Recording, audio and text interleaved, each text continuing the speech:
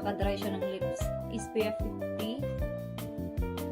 I've got two of your front hairs. Tapos ang bait niya sa akin. Tapos wala siyang sinabi about sa work. She posted it today.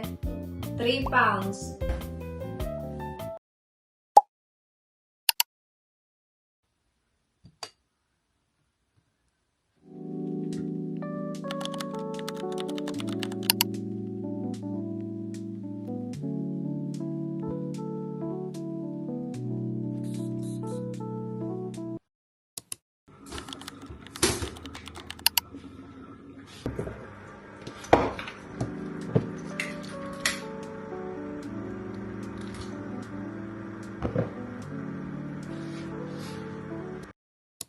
Good morning everyone and welcome back to another vlog.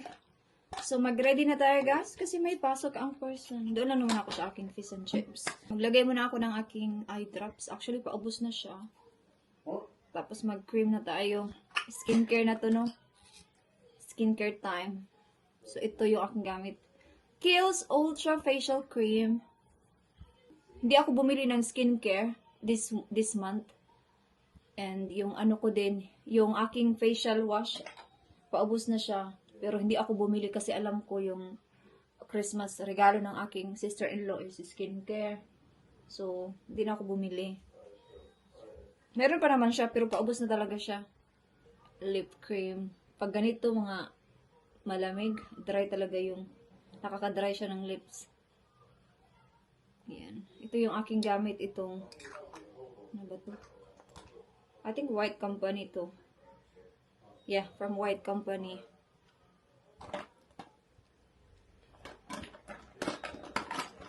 Kahit walang sun, mag-skincare pa rin tayo, oh. Ito yung aking CeraVe Facial Moisturizing Lotion, SPF 50. Yeah, ito siya. What happened? Si Dib, tumawag yung aking mga English. Bakit? Why? Update sa aking ginagamit na oil para sa buhok. Feeling ko merong kaibahan sa aking buhok. Hindi na marami yung mga buhok dyan sa sa bed. Napansin ko, less na yung mga buhok na natatanggal. Siguro dahil din sa vitamins ba. Everyday ko siya tinitake. Mamaya mag-shower ako pero cold shower. Gusto kong pumunta mamaya sa Superdrug. Kasi gusto kong bumili ng hair color ba. Sabi ni Dave, I don't think it's a good idea daw na magkulay-kulay ako ng buhok. Kasi nga, di ba, nagkaka-hairful ako. So, much better daw na ibalik ko muna daw yung healthy hair ko bago daw ako mag-color-color. Which is, tama naman siya, no? So, yeah. So, ano ba yung gagawin ko? Aking E45 na serum, hindi ko siya ginagamit during the day. Kasi napaka-sticky niya. Sa gabi ko lang ginagamit. Pero hindi din every night. Depende lang pag naisip ko siya. Ano ako ba mag-kunting foundation ako. Kunti lang. Okay, ito. Stay Lauder. Wala, hindi ko siya na-close ng maayos. Buti na lang hindi na ano. Alam niyo ba, kailangan ko nang bumili nitong sponge na yan. Kasi napaka-dark niya. No? Pero okay lang yan. Ako lang naman yung gumagamit. Yan lang, as in, kunti lang talaga. Para presentable lang.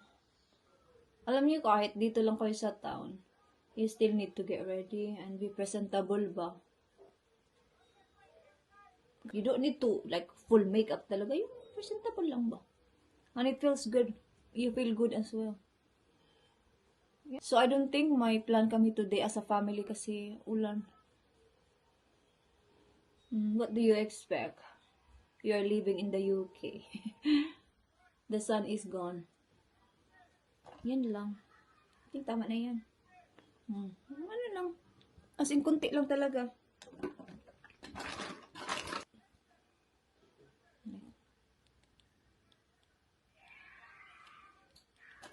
From Kiko Milano. Meron yan sa London. Malaki yung shop nila sa London. Sa Brighton meron. Sa Brighton ko yun binili.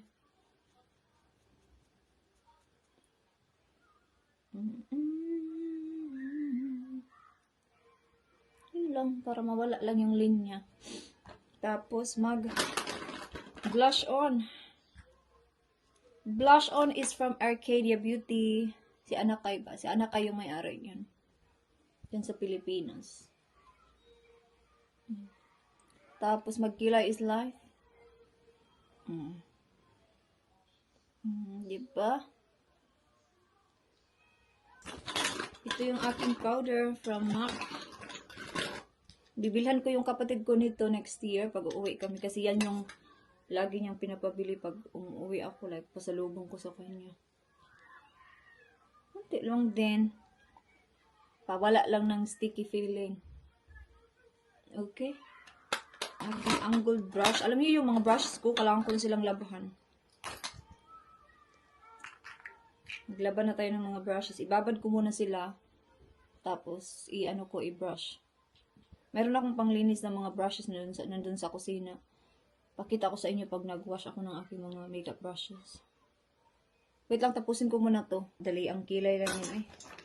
Sa taon lang naman tayo. Tapos maglagay tayo ng lip tint. Paubos na din to.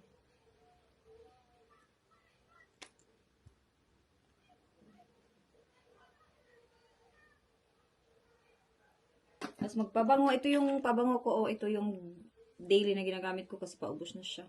Ito yung Victoria's Secret Bombshell Passion. Pinili ito ni Dib sa akin nung Pasko last year. For everyday. Dinadala ko din yan minsan sa work pag gusto ko magpabango doon para mabango tayo. No? Tapos ganon-ganon. Ang boring ng vlog na to, no? Pero, ganun talaga. Yeah. That's it. Hinanap ko yung aking clip sa buhok ko. Hindi ko siya mahanap kasi mayroon ako tatlo. Tinanong ko si Kira kung nakita niya. Sabi niya hindi niya daw nakita. So, magtali na lang tayo ng ganyan. Ganyan. Yeah, so I'm done. See ya. I'm going to be showing you how to do your hair. It's a good hairstyle. I just love it. So we're gonna brush my fringe. It's so long. It's like a horse. So I'm gonna split my hair into 2 parts and brush it out. Brush this bit first. I just had a wash so my hair's good. Not like that. Not like part. So do this. Get the 2 bits that you're gonna tie it with. Get the 2 bits that you're going to use. Just like that. You need to make sure they're even, and I don't want my fringe to get in it, so I'm just gonna flip it back like that. I know it looks weird, but I'm gonna grab this bit. Even. So mine goes here.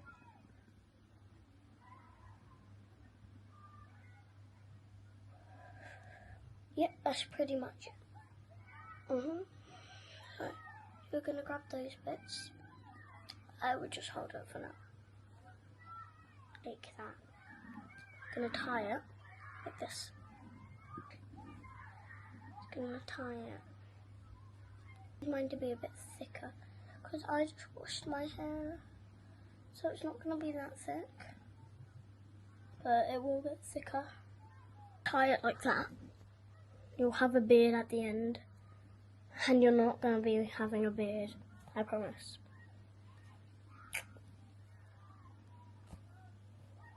Go like that instead, because it just looks adorable. It just looks way cuter. So it just looks cuter. Mine will look better once my hair's dry. It will turn out like that. It's adorable. I just love it.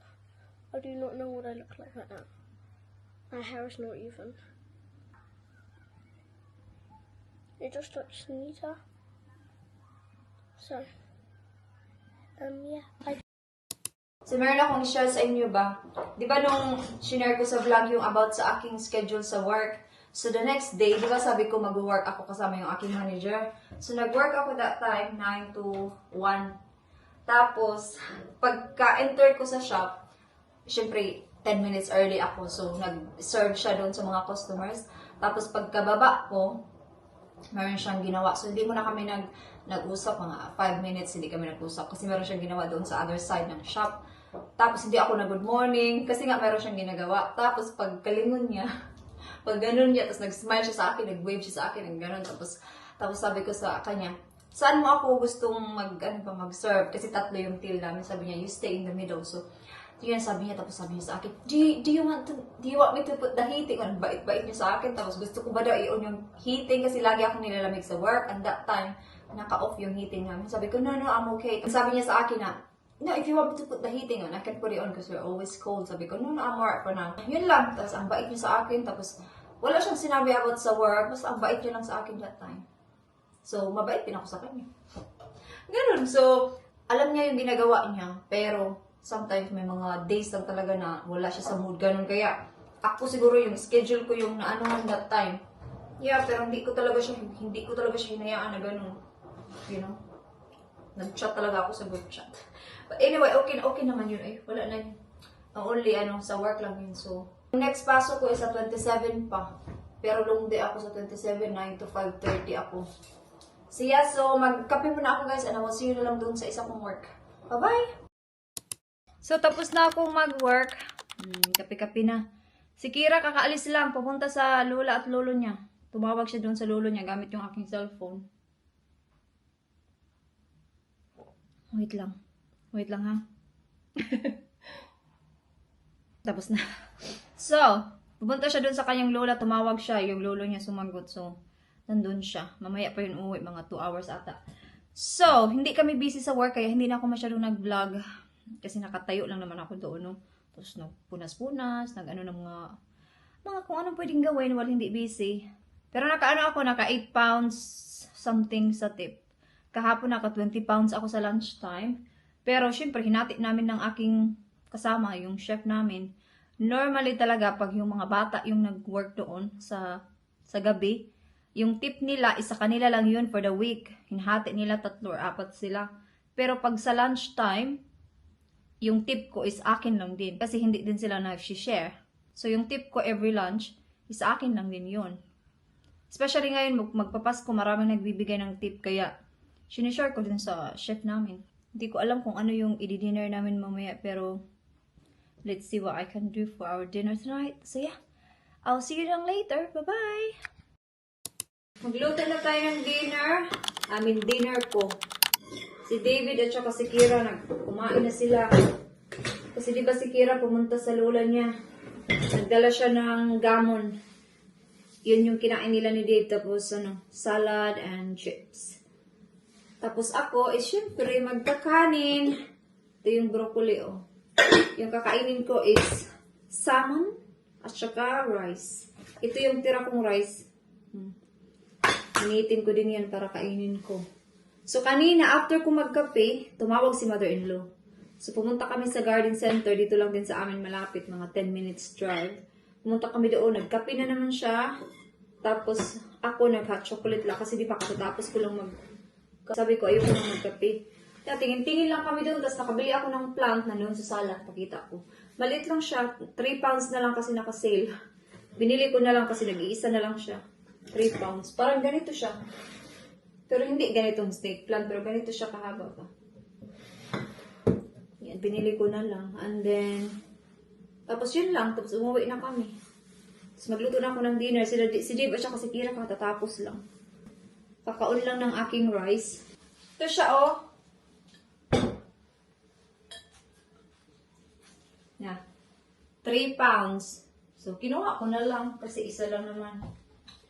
Mummy, Yes? can I show you the picture that has algae? Messi? Look. She posted it today. Yeah. So that's before at school, and this is after. So pretty. Did you put comments on? Yeah, I said it's so pretty and good, nice work. That's good. But I'm never. Yeah. So, di ba? Gusto ko sanang ilagay dyan. So, ano siya? Hindi okay dyan. So, doon na lang talaga sa sala. Hindi okay dyan. So, or dito. Sa sala. So, ito na yung aking dinner. Looks healthy. Kain na ako, guys. Hugas time! Grabe, busog ako. Masarap talaga ang salmon mo. Salmon! Kay Bisaya, banta. Hugas! Tapos mag-chill na. So, bukas, yung gagawin ko, siguro magpalit ako ng mga beddings kasi na-plancha ko na siya kagabi. Kasi hindi ako inaantok kagabi, so nag-decide ako mag-plancha. So, nag-plancha ako ng mga beddings para bukas. Para i-washing ko din siya lahat bukas. Para wala na akong labasan.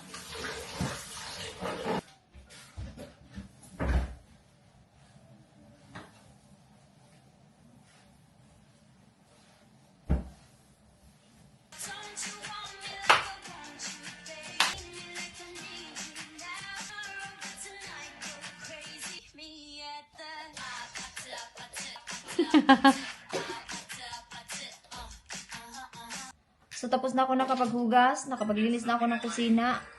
Yung hinugasan ko lang is yung kinainan ko lang. Kasi si Dave is naghugas na.